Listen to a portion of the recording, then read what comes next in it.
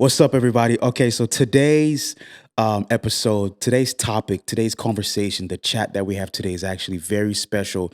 It's dear to our heart. It's actually 4 years in the making. This is something that we didn't want to talk about, but just before we started this recording right now, we were praying and God put it on my heart, letting us know that every single situation that we've gone through, it wasn't just for us. We were restored. We were we received reconciliation in our marriage, in our relationship, but this is for other people to be restored in relationships. And so, this month actually, oh snap, this month makes it 15 years since we've met each other. We met each other exactly 15 years ago, right? Wow. 2007. No. Wait, do the Yeah. math. We Because didn't we plan. knew each I other wasn't. longer than 1 year for marriage. n- Because our I said wedding met anniversary. each other. Are No, I you, know, but our lady, wedding. lady? Are you Hold, listening? sir. All Our right. wedding anniversary is 14 in March. Oh, We okay. didn't So meet each 16 other, then. so 16 years. Why do I not have a calendar or a calculator on this thing? You have a calculator Calculator? on your phone? Yes. Gosh, this is What not year did we working. meet? 2007. All right, come on, let's speed this up. You know what I mean? The algorithms. 17 years, 17 babe. years since we've met each other. That's wild. That's crazy, right? And we've been married for going on 14 years. And this is crazy. So here's why we're having this conversation today, because the year 2020 was a crazy year and we almost threw in the towel. And we hit rock bottom. Not almost hit rock bottom. We hit rock bottom. We hit it. Our relationship was at the worst place it's ever been. It felt like work. You felt like a roommate, right? Yeah. And towards that season, we realized we needed therapy, and which is tough because we grew up in cultures where you didn't talk about your marriage to other people, right? And so we didn't talk about it. We left it alone until we realized everything caught up to us, and we went through therapy. And so today's chat's gonna be really cool. We want to share with you guys signs that we recognize, things that we went through, the stuff that we saw in our relationship, that we realized that these were signs and indicators many years before that we needed therapy. And thank God, by his grace and his love and his mercy, he had his hand over us and he restored us. And so Yeah. we're going to talk a little bit. So if y'all ready, Let's dig. Okay, so 2020, right? It was the best of times and it was the worst of times. Is that how you start stories?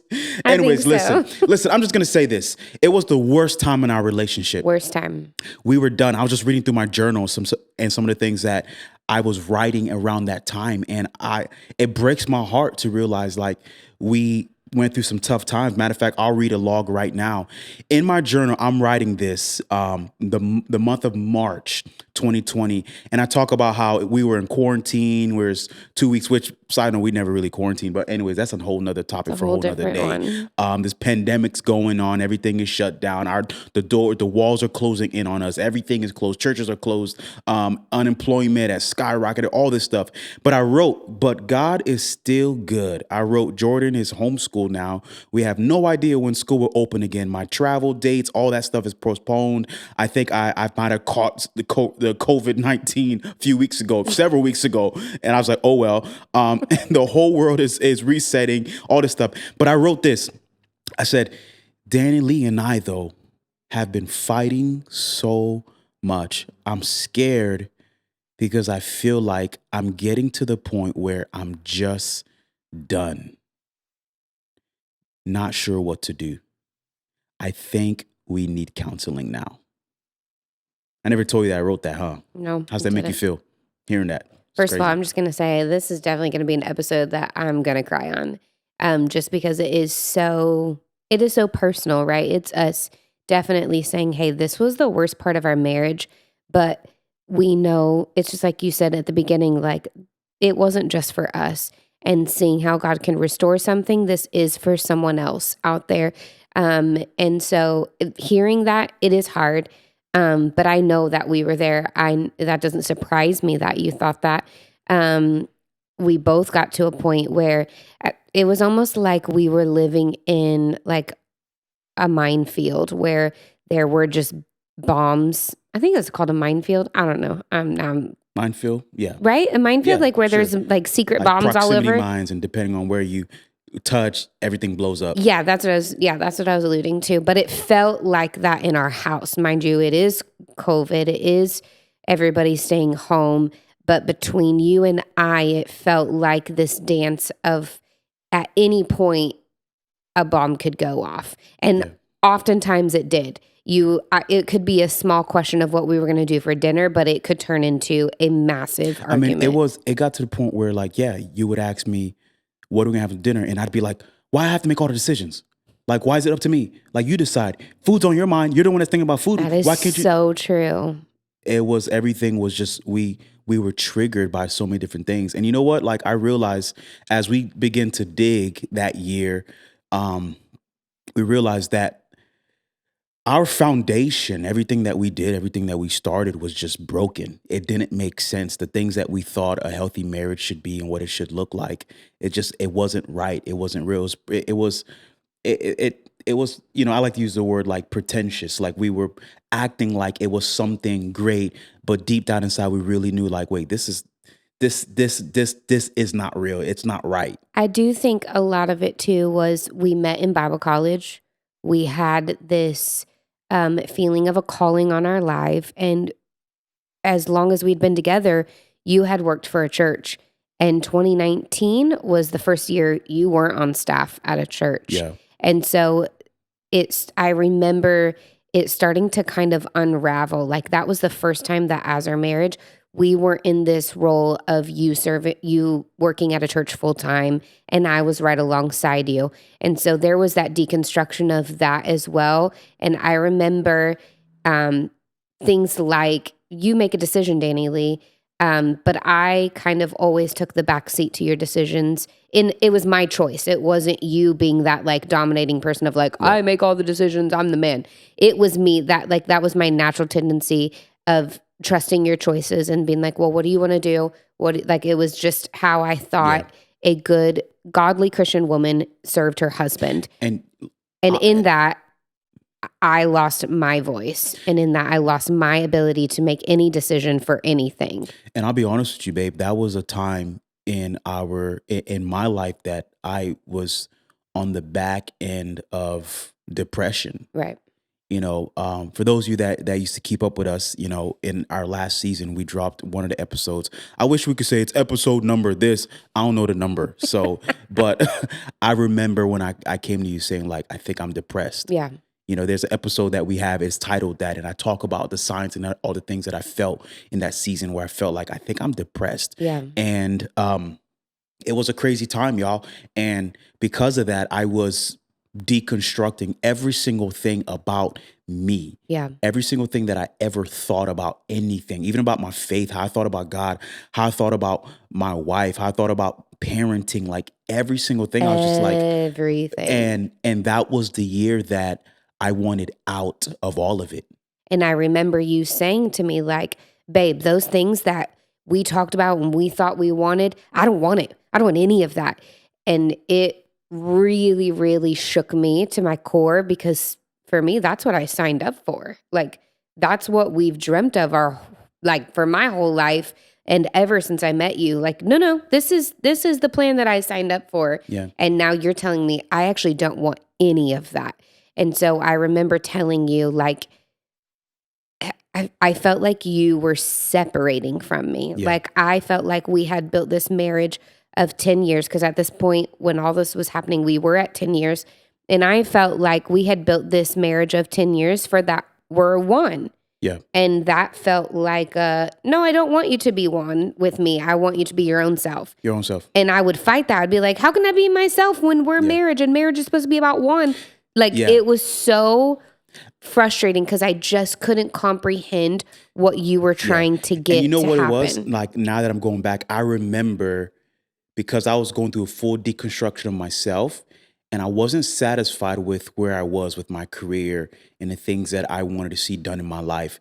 And I remember thinking, it's Danny Lee's fault. It's because she's not like this bad boss, and she's not the one running all my admins and doing everything for me, and that's why I'm not successful. And that's when we started realizing, like, man, like, were we the right people for each other. Yeah, we You made a re-questioned comment. all I of remember that. you made a comment saying like, sometimes I feel like you married the wrong person.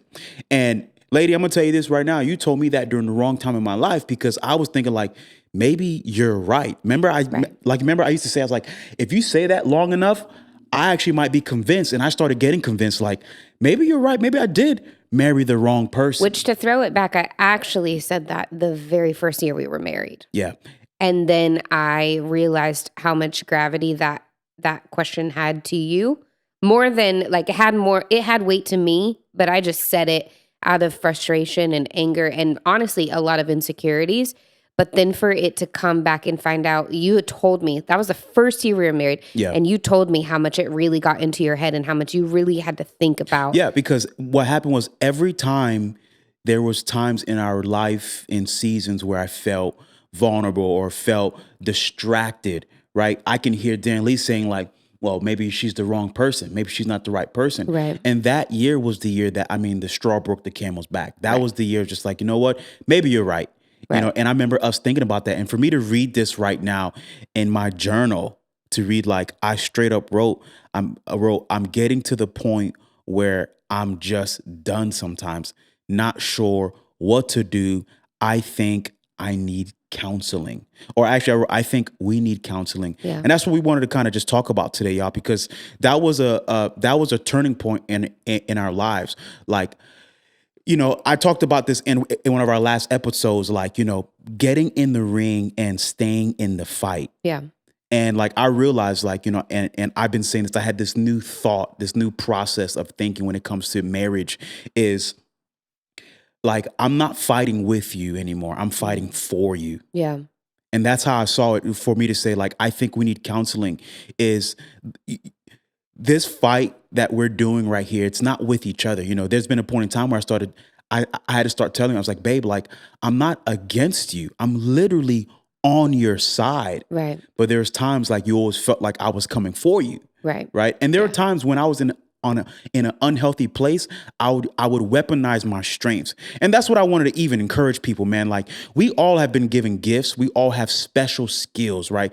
Personality types that God has given to us. And when you're in a good place, you use it as a strength. You use it as a tool to edify and build people. Right. But when you're weak, when you're broken, it becomes a weapon for you. So true. It becomes a weapon. Like if you're a wooer, right, and you know how to woo, and you're in a good place, you use that and it builds people up. But if you're in a bad place, you use your words, and your words could be a knife for people, right? Or it could be blowing smoke. Or manipulative. So for me, I'm a type of person that where I'm very authoritative. I could come into a room and I could really come and demand and honestly step into a leadership role and really help things get done, right? So when I'm in a healthy place, I have no motives. My agenda is just for all of us to win, right? If I'm in an unhealthy place, my agenda is is bodies all over the place, bulldozing, blood everywhere, and I make it on top. Bulldozing. And so that's what would happen in our marriage when I was in an unhealthy place. Like I'd come in like a strong bulldozer. It's true. With some narcissistic behaviors, which all men always have to deal with that constantly every single day. And this is crazy. I'm always looking for opportunities daily to humble myself. And I learned how to do that in our marriage. The moment I realized we needed counseling was the moment I said, Pierre, everything that you're passionate about, everything that you stand proud and say, this is who I am, let it go. That was the year just like, I don't know what to do, which is tough because I'm the personality that always knows what to do. You always know what to do, and you always have an answer. Our marriage was the first thing, babe, like in my life where I was just like, I just read it to you. I was like, I don't know what to do. Yeah. And I will say, like, every marriage goes through like ebbs and flows, right? It goes through seasons where it's really good. And there are seasons where it's not so good. I mean, even with us moving multiple times throughout our marriage, every time we moved, those were always hard seasons because we were readjusting to the new place. Money was tight, kids were changing, like those in and out seasons were always challenging. But this one felt different. This one was, wait a minute, we just cannot connect on anything at any time. And it's been too long now. And like processing this time, going back a couple of years, I realized that some of these things, like some of these signs, these triggers, these indicators, we recognize them years before. Yeah. You know, like your comment that you said, I think you married the wrong person. You said it many years before that, 9, 8 years before that. Right. But I never addressed it then. I never said, why do you keep saying that? We never talk. We let it pile up. And that's what we wanted to even encourage everybody, man. Like, don't wait till something is broken. Don't wait till something is hurting. Don't wait till pain. Don't wait till you feel a pinch in your back to go get it looked at. We heard some things. We saw some things. There were some triggers, things that indicated like hazardous situations. And we kind of just let life happen. Kids came, right? Jobs, money, moves, all these distractions, all these things that happen in our life that allowed us to prolong, to push it off, right? Right. It's like we hear all the time, people who's been married for 30, 40, 50 years and they get divorced. What happened after 40, 50 years? They were distracted by taking care of the kids. Yep. Until all the kids left the house, you realize like, oh man, I think I hate you. I don't even like this person in my house. But you're distracted. All these things happen. And so for us, that was the year where we realized like, man, I don't like the way this feels. I don't want a roommate. I remember telling you, I'm like, I don't want a roommate. I'm not going to stay in this if we're not going to work this out. You remember those conversations? I do. And I think too, even like learning, that was the first time either one of us had done therapy. We'd never done personal therapy like in our own lives or before we met. We did a really quick like 4-week therapy before we got married. Right. Well, and that's very because, minimal. That's because us as, speaking of that word, us as millennials, right? We were the first ones to actually introduce and normalize therapy. Right. Because we were always taught, like, if you go talking to somebody and you need help, you're broken or you're cuckoo or you're crazy also, or you're broken. Disclaimer and like highlight, underscore, italicize, is that what it's called? I don't even know. All the things that I feel very strongly that it is important that if you are a believer and you are looking for a therapist, a counselor, whatever, I would never allow anyone to speak into my life if they are also not a believer. Right. And I felt very strongly like as we were looking for a therapist that it had to be a believer. And our therapist, like shout out to Steve. I've sent his page to so many people because he was literally a godsend. He had so many things in common with Facts. you. His wife had things in common with me, which we never even met her, but just hearing about their relationship, their dynamic. Steve taught us a lot of things in those sessions. And so I believe that was a key point in when you are looking for someone, when you're looking for a therapist. Like, I'm not going to go sit down with a therapist and allow them to talk me out of my marriage that I know God's called me to. Right. But if it's a person who has a belief in God and he knows, hey, here are the factors that this is a healthy relationship, this is not, or you're in danger, like those are different things, right? Like to discuss of getting out of a relationship if there's abuse or whatever.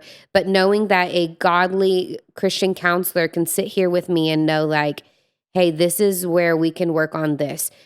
He recommended books for us. And he actually recommended a book for me that didn't even have anything to do with marriage. It actually had to do with my relationship with the Lord and that I was searching out for other things. Yeah. And we could talk about it in like those were such good books, like life-changing books. So I just think like if you are married, if you are in a serious relationship and you have any intention to go further into marriage or you're seeing signs or maybe you're not even seeing signs and it's like Pierre said of like, hey, go before you're sick. We'll go to the gym to be healthy, not to be skinny, even though that's a good side effect. Not a good side effect, a positive. Yeah. Yeah. Anyways, but like if you're looking for a counselor, make sure they are Bible-based. Make sure that they are someone that you trust to speak into your life and go from there. Yeah, that's so good. That's so good that you mentioned that. Like for us as believers, right? Us that believe in Jesus, you do not go to someone that doesn't share your belief to counsel you, to give you advice, to give you thoughts. It literally does not make sense. The Bible says that we're not actually not even of this world. So we don't, the systems, the ways of, the Bible says, do not be conformed to the world, right? Because the way they see things, the way they comprehend things is not equivalent to how we see things. And so for us connecting with Steve, that was massive, because when we talked about being spirit led, when we talked about and we said terms like God put it on our heart, Right. he knew what we was talking about. He wasn't Right. saying like, what's God? Is God, oh, well, maybe you're God. I'm like, I mean, some of y'all be listening to people and it don't make sense. You're like, well, maybe his energy is not connected to energy. We're talking about energy. Like you talking about, you're trying to figure out, you're trying to wait for the stars to line up. You're over here trying to figure out, you're following the moon each night. You're like, well, it's a full moon. You know what they say about full moons? I actually don't know what they say about full moons, right? Stop watching Twilight. So Twilight. find people that have the same mindset as you to walk you through your situations. And that's what Steve did for us. He really did. And then even after we did therapy with him, I ended up doing some personal therapy on my own. Yeah, you did. And it was great because then I could talk trash about you, but he knew, number one, he knew who you were. Right. Because he had worked with us. And number two, he wasn't a therapist that was going to say, yeah, Danny Lee, you should probably, maybe you need to separate yourself. Maybe you need to, put up some boundaries. Right. He never said those things that could have really hurt my marriage, because he knew, number one, I'm just venting. And number two, I'm working through situations in my own personal life that's affecting my marriage, but that he knew, no, we're called to this marriage. Right. And he knew I'm not going to try to separate that. Because the moment we decided to get married before the Lord, married before God, in God's eyes, God honors that covenant. And some of y'all got married to people that you should never got married to. Okay, I get it. You made a human decision, but it's your decision if you want to continue fighting for that person. Right. Right. You might be not a good fit. And side note, I mean, you guys, I don't know, you've heard me say this before. Like, I don't believe in soulmates. My only soulmate is Jesus. He's the one that satisfies my soul. Right. Here on the earth, like, I don't believe like there's one other person. Right. There are people that are better fits for me. Right. All right. There are people that are good match. Right. Enneagrams. Right. Which we'll talk about that like later on. There are people that if you look at paper, you can look and say, wow, this person, technically speaking on paper, is a good match for you. But at the end of the day, we're not savages, right? We're not animals. We can talk and comprehend each other. Right. That was the year we realized, like, man, I'm oil and you're water, or you're oil and I'm water. We just was not mixing that year. Right. But here's the thing. We made a decision to say, we're going to fight this through. We're going to stay alongside each other and learn. Listen, man, the biggest machine that we have in our bodies, it's our brain. And if we could psychologically understand, listen, it was really cool. We went to the Bible, we saw like what the Bible said. But there's times, listen, I believe theology and psychology, like they should work hand in hand. Right. And to sit down with someone and say, hey, let's talk about your temperaments. Mm-hmm. Let's talk about your personality type. Let's talk about how you are wired. Yes, we are spirit beings. We are led by the Spirit. And we have the fruits of the Spirit working with us, but we also have a soul where our personality meets our characters, and there's other people we may not click well with. That was a year, babe, I love you, but we was not clicking. And here's another layer. You can talk about your childhood and how that makes you react to certain situations. Like, there's so many layers to it. And at the end of the day, God is a God of choices. He doesn't even force us to serve him. That's mind blowing to me. But he's a God of choices. And so if I chose you, I believe he is going to honor my choice to work this out. Yeah, we're going to have to work through it, even if you made a good choice or a bad choice. But it's a decision that we make, say, God, can you help us? That was the year, y'all, we cried out. And I said, Lord, I got on my knees many times that year.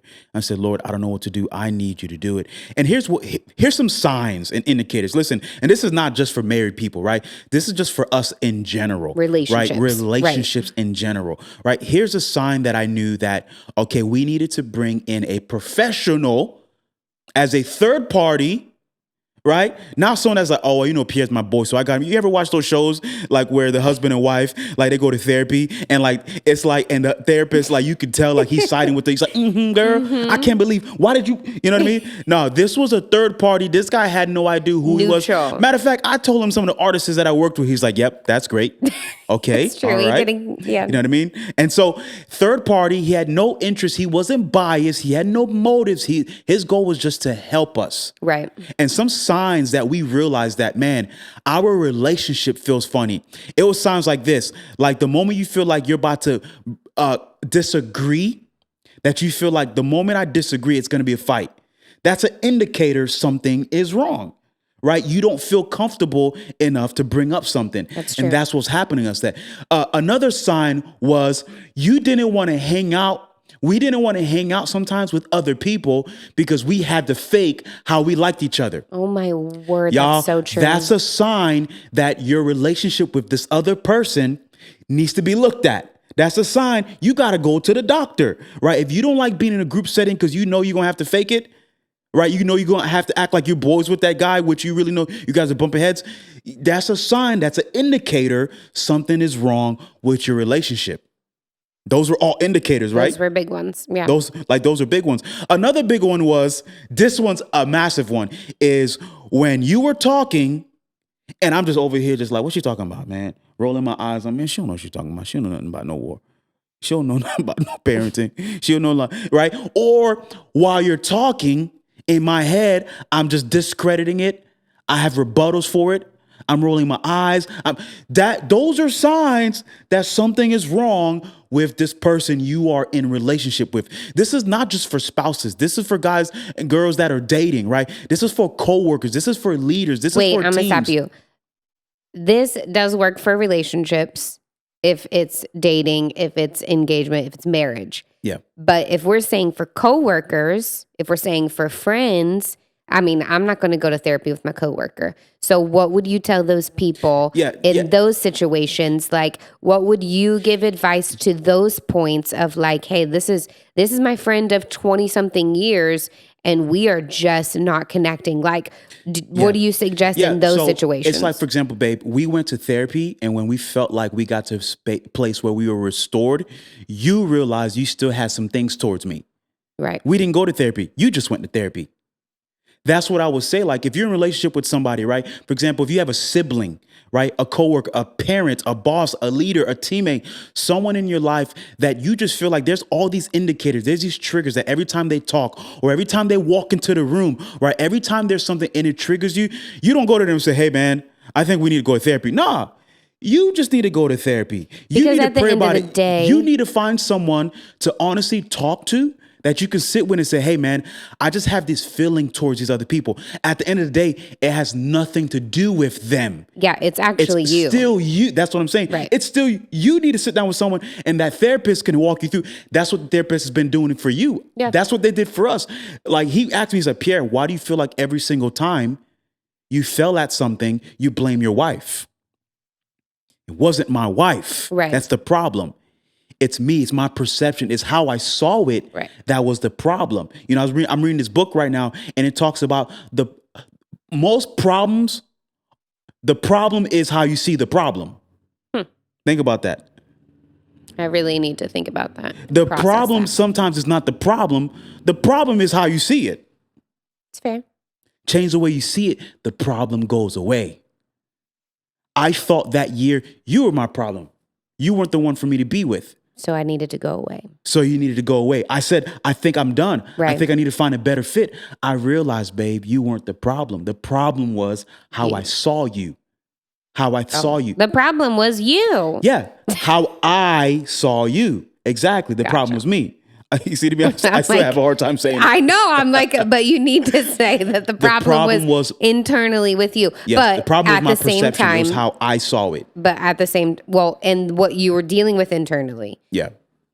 Whatever your feelings were, you reflected them to me. Like that it's my fault. Like you deflected them. But at the core, you were dealing with something inside of you. And then simultaneously, I was dealing with things with me. Yeah. I was dealing with my insecurities. And I will say, like, when you're getting into these therapy sessions or when you're getting into working and digging in these relationships, like, it will expose your weaknesses. Yeah. It will expose your insecurities. Those things that will make you pop off or cry or drop a cuss word or two. Or Like, 3 or 4. it's not important, the number. The Lord I was is keeping working count, on but my it's fine. heart. Go ahead. Go ahead. You do keep count. But honestly, those are always signs to me, now that I have learned a little bit more, that those are signs of a wound. When I'm Yeah. ready to pop off and jump at him and like lunge across the room, I have to realize, oh, that's a wound. Or today we were talking about something and I said one word in this conversation and it started to make me cry. And I realized that is a wound Yeah. and something that hurts my heart. So just knowing that those things, like when they get exposed, it does hurt at first. But Right. knowing that if you dig deep enough and you get that root out, like you can heal, you can move past it so that when it comes up again and it's irritated, it won't be such a reaction. It won't be Yeah. so explosive. Yeah. Yeah. We can't just wait, y'all, for extreme or excruciating pain for us to deal with something. I had to get 2 root canals last year, and there were indicators years before that for me to look at it, and I made a choice not to. Had a cavity. I saw a little black thing several years ago, and I just thought it'll go away. And eventually it disappeared. I didn't realize it was going down to the root until one day I heard a noise. I heard a crack. I heard so many different, I heard this weird sound, That something is chip. literally giving me the creeps right now. And then what happened was I couldn't, and then what I did was I still ignored it because the pain went away again. So I stopped eating on this side, on this tooth for 2 years. No pain, painless. So some of us are walking around. We had indicators that something needed to be looked at. You waited till there was pain. You endured the pain, right? If you have pain in your arm, you have pain in your tooth, you have some type of pain, what happens is you get used to it. Matter of fact, what you do is you adjust. So guess what I did? I started eating on my right side. I still refused to get this tooth looked at. I got used to it and I'm like, oh, I realized I don't even eat on that side anymore. Who cares? True. Eventually, I had no pain. Could not eat on the tooth. I needed a root canal. Waited so long for the root canal, got the root canal done, successful. It was great. And now it's time to get a crown. And they say, now you need a crown lengthening because you waited too long. Side note, I hate the dentist with So all my life. now we have to spending all this additional money to get it done. You guys know my teeth is still clean though. It still be looking right. Still be looking right. But what I'm telling you is I waited too long. Some of us are waiting too long. There were small, subtle indicators that you can realize in your relationships with people, with others. You know, I have like our pastor, you know, I had wounds in my last churches that I was part of. And every time he would text me and say, hey, let's talk, it triggered me because I realized all my last leaders, every time they say, let's talk, I was in trouble. And you know what our pastor told us? He said, hey, just so you know, it's not me, it's you. And I looked at him and said, you're right. It's so true. You're not doing anything wrong. Right. It's me that every time I read those text messages, I think I'm in trouble. And I realize it is straight up me Right. that needs to be fixed. It's your wound. It's my wound. Right. It's my wound. So I realized, man, that year was the year that so many signs popped up. We had so much pain. We had aches. We weren't sleeping. That's the most I've ever heard you cry. And we realized, like, man, we need to do something about this. Right. And I Because wanna we encourage- had tried a few times ourselves. We like so many times. We were always those being active on our marriage. Like that's, I think, the biggest takeaway of like, we always cared for our marriage. There wasn't neglect in the sense of obvious neglect. We had hard conversations. We cared about our marriage and being healthy. And it just, after so many years, it had caught up to us. And it was at the point, you're right, I cried so much that year. And there were so many times where I just had to walk away from you.